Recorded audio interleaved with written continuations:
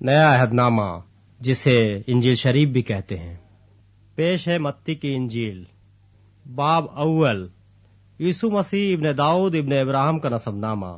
ابراہیم سے اسحاق پیدا ہوا، اور اسحاق سے یعقوب پیدا ہوا، اور یعقوب سے یہودا اور اس کے بھائی پیدا ہوئے، اور یہودا سے فارس اور زارہ تمر سے پیدا ہوئے، اور فارس سے حسرون پیدا ہوا، حسرون سے رام پیدا ہوا، اور رام سے امیناداب پیدا ہوا، امیناداب سے نحسون پیدا ہوا، اور نحسون سے سلمون پیدا ہوا، سلمون سے بوعز راہب سے پیدا ہوا، اور بوعز سے عبید روس سے پیدا ہوا، اور عبید سے یسی پیدا ہوا، اور یسی سے داؤد بادشاہ پیدا ہوا،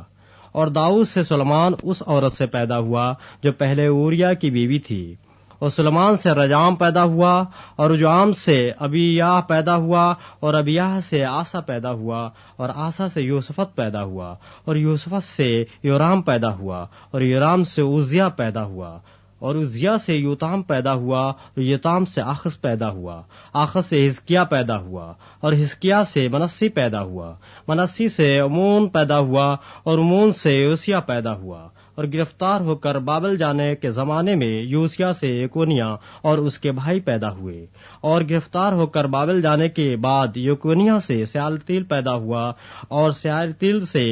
زربابل پیدا ہوا، اور زربابل سے ابیہود پیدا ہوا، اور ابیہود سے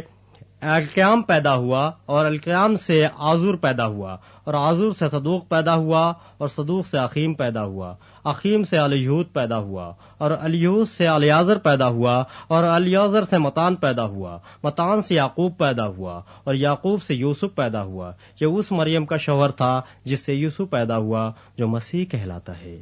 پس سب پشتے ابراہیم سے داؤد تک 14 پشتیں ہوئیں، اور داؤد سے لے کر گرفتار ہو کر بابل جانے تک 14 پشتیں، اور گرفتار ہو کر بابل جانے سے لے کر مسیح تک 14 پشتیں ہوئیں۔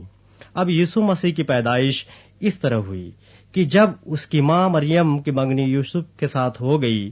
تو ان کے اکٹھا ہونے سے پہلے وہ روح القدس کی قدرت سے حاملہ پائی گئی۔ پس اس کے شوہر یوسف نے، جو راست باز تھا اور اسے بدنام کرنا نہیں چاہتا تھا، اسے چپکے سے چھوڑ دینے کا ارادہ کیا۔ وہ ان باتوں کو سوچ ہی رہا تھا کہ خداوند کے فرشتے نے اسے خواب میں دکھائی دے کر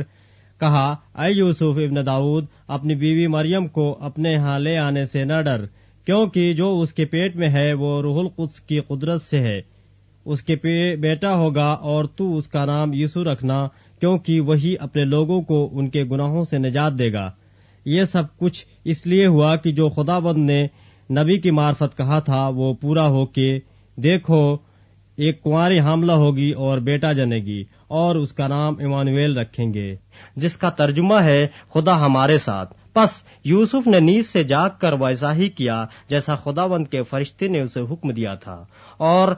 اپنی بیوی کو اپنے ہاں لے آیا، اور اس کو نہ جانا جب تک اس کے بیٹا نہ ہوا، اور اس کا نام یسوع رکھا۔